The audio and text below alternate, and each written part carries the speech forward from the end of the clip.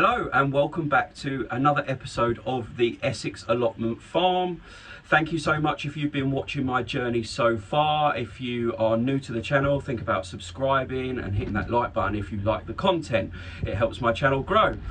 So this week on the farm has been just as challenging weather-wise. I'm locked in the shed doing this intro because it's 40-mile-an-hour gusts out there. We've had at least another 1.5 inches of rain over the last week and everywhere is just sodden.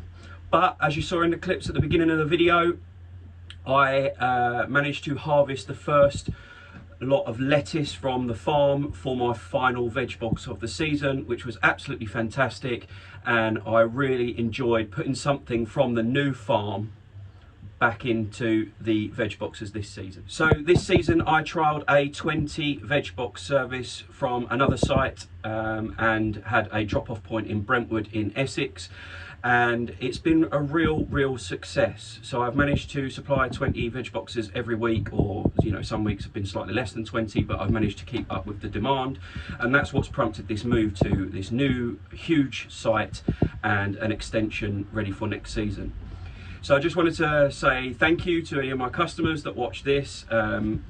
You've been absolutely fantastic. Thank you for being my guinea pigs. I hope you've enjoyed the vegetables, and I hope to see you back next season when it's bigger and better on the new Essex Allotment Farm.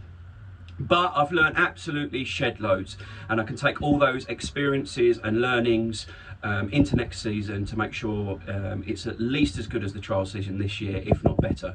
And hopefully we'll have a hell of a lot more customers as soon as I'm growing a hell of a lot more veg this year. But yeah, that's enough on that. Maybe we'll go into that a little bit more detail in a different vlog, but I just wanted to take this opportunity to say thank you. What I'm going to do now is jump in and sow some overwintering peas. I'm going with a Meteor variety because A, it's a fairly short pea in the sense of not the pea itself, but the bush doesn't grow that high, so it's great for a windy site like this. And overwinterable, that's how windy it is. There's a draft even coming through the shed and it's knocked my camera off its perch. So yes, as I was saying, Meteor pea, I'm overwintering. I'm going to jump straight into sowing them, and I'll tell you a little bit about why I have chosen this variety.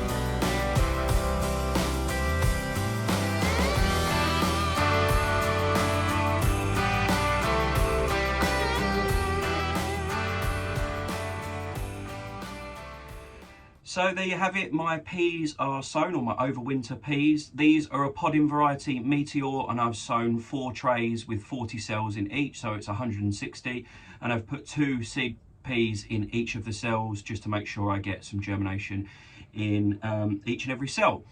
I'll leave them in here until I start seeing the first sign of life. It doesn't really heat up any quicker in here, or it doesn't get particularly too much hotter, maybe a degree or more in the shed. But it's just sheltered from the wind and mainly the mice, which is the reason I'm starting them in seed cells rather than direct sowing. I don't want the mice to be able to get hold of them. As soon as they've shooted up, they tend to leave them alone, so I'll try moving them outside so they can start to get used to the cold temperatures after I see signs of life. The reason they won't stay in here all winter is that few degrees difference that is in the shed will make a difference with how they grow. And I need them to be hardy and last all over winter, and to give them the best opportunity to get used to that, they'll have to go outside. As I've said a few times, it's Meteor. I'm finding out in this sort of first few months over at the farm, it's a particularly windy site. The reason I've chosen Meteor is because, well, they're a great pea for overwintering anyway, because they're particularly hardy, but they also don't grow particularly tall. So A, they won't need loads and loads of support, which is good because it keeps costs down when you're talking about, 160 plants, a whole bed of peas. And secondly, because they're quite short, obviously they'll be less affected by the wind and the windy site. So that's the reason I've chose to overwinter some Meteor peas. What I should say is I've never actually overwintered peas before. I've overwintered broad beans and sweet peas, the flowers, but never actual shelling peas or peas for eating. So this is my first time, and the reason I'm doing it is because I just want to get things going as early as possible. Next year with the season, the more I can sow now and get out the way and underway and going over winter, the less I've got to do when it comes to the mammoth sowing sessions that I'll have to do in spring, when I'm planting thousands upon thousands of seeds, ready to get small baby plants into the ground for the veg box season. So yeah, the more I can do now, the less I've got to do in the spring. Having said that, the final thing on peas, I will be growing some different varieties. Obviously, shelling peas are great, but they are quite an acquired taste. I want to do some Monch 2 and some sugar snaps. So come spring, there will be the peas I'm sowing to supplement these guys. If you've overwintered peas before, give me a shout in the comments below. Let me know what to watch out for, what to not watch out for. I'm fairly confident that it's just the same as sweet peas or broad beans if I was sowing them in cells, but there might be something glaringly obvious I'm missing. So give me a shout if that's the case in the comments below.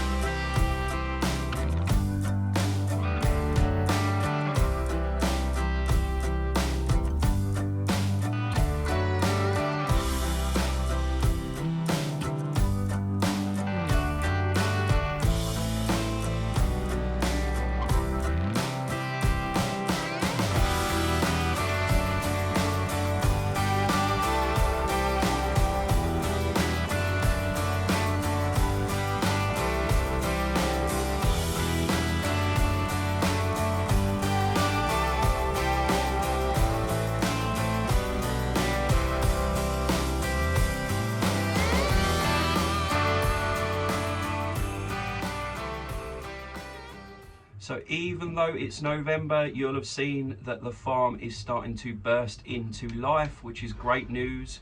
The leaf mulch survived the wind and all the rain and has stayed on top of my garlics, and you could see from the first little shot that that's started to shoot up in between the leaves already, which is brilliant. Secondly, the broad beans have started to make an appearance again, which is fantastic because we only sowed those a couple of weeks ago and we've sown them direct, which is a little bit of a risk because we don't know the soil too well yet. We don't know the predator and pest issues too much yet, but they seem to be surviving so far, so touch wood. And you'll have also seen that the onions are continuing to do great, which was the sets we sown a few weeks ago now. So I took it upon myself to chuck in some more of the field beans that I've talked about a couple of times. If you want to see more on that, jump over to Jessie on plot 37, who is stuck in 2 weeks quarantine because a couple of her family members have got COVID. And I've sent her over some footage of me planting the field beans in more detail, and she'll explain why field beans are great and why she's using them and would be planting them this week if she wasn't stuck indoors. But simply it's a green manure, and apart from harvesting the tops, they'll pretty much be left alone from now until early spring, or until I need the beds again, and they will act as a nitrogen fixer in the soil. But again, I've talked about that a few times, and like I said, I know this week that Jessie on plot 37 will be doing a video with a bit more detail than that in it. I just thought I would show you this. This is what I'm dealing with and what I've been dealing with all week, or for the last 2 or 3 weeks of October. And I keep moaning about it, I shouldn't really, but look at this.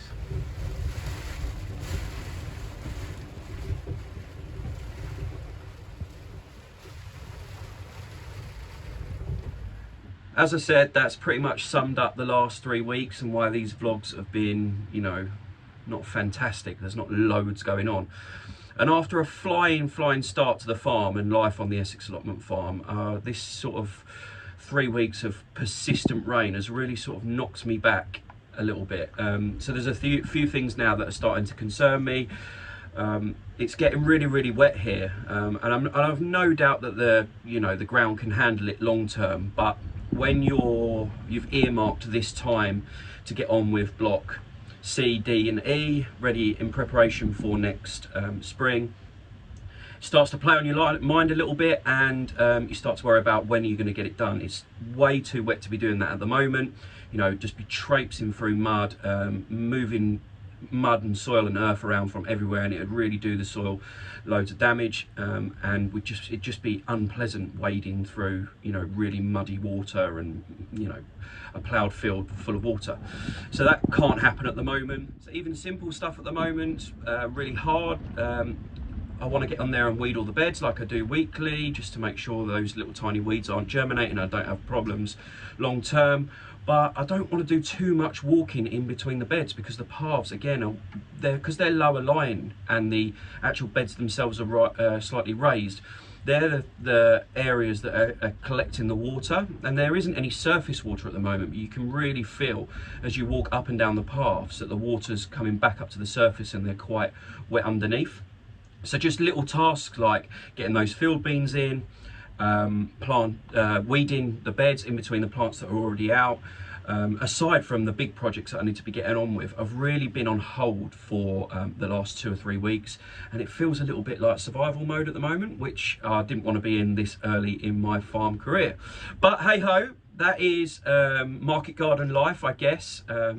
It's all learning, it's all experience, and as I've said numerous times in this, we're still well ahead of schedule on the overall bigger picture, and yeah, I'm still not getting too down about it at the moment. I'm still remaining really positive, but it is sort of just making things go a little bit slower.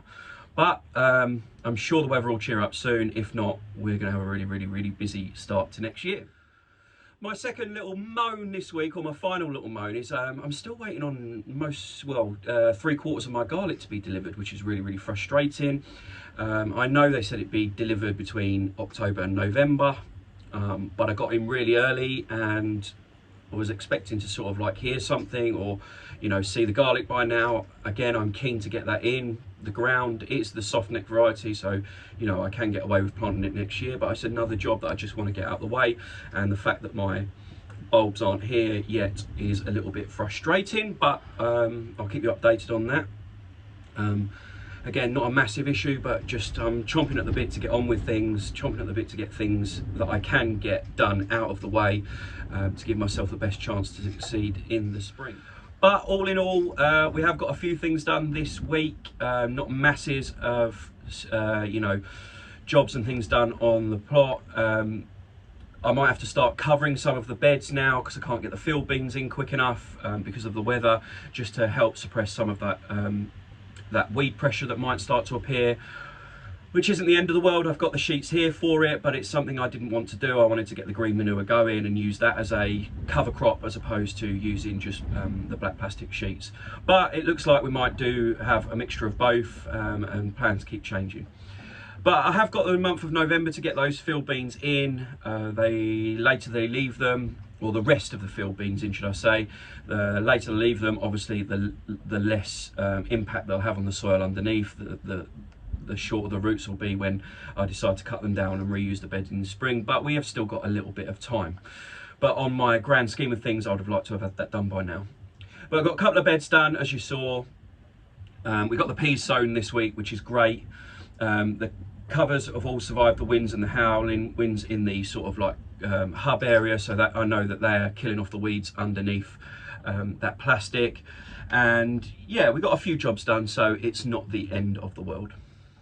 So let's finish the vlog with a bit of positivity. As I said earlier in this video, my trial veg box season is over. It finished this week. We managed to get some more produce from the new farm into the boxes, which is way better than way ahead of anything that I thought I'd be able to do when I first signed the lease on this place, which is fantastic. As I said, it's been a huge success and something I'm really, really proud of, and I just can't wait to get underway next summer to supply more of this pesticide-free, organic, local, sustainable veg to the people and residents in and around Essex. So that's really great, and I've had a super week, having a beer and toasting to a successful trial season. So that's it for this week's vlog. Let me know what you think of it in the comments below. Hit that like button, all that stuff. Share it on social media like I always ask, because it helps my channel grow and for more people to know about what I'm trying to do and achieve here on the farm. So have a great week. Hopefully the weather will cheer up and I'll be able to get some more jobs done this week and share it with you next week. Have a great one.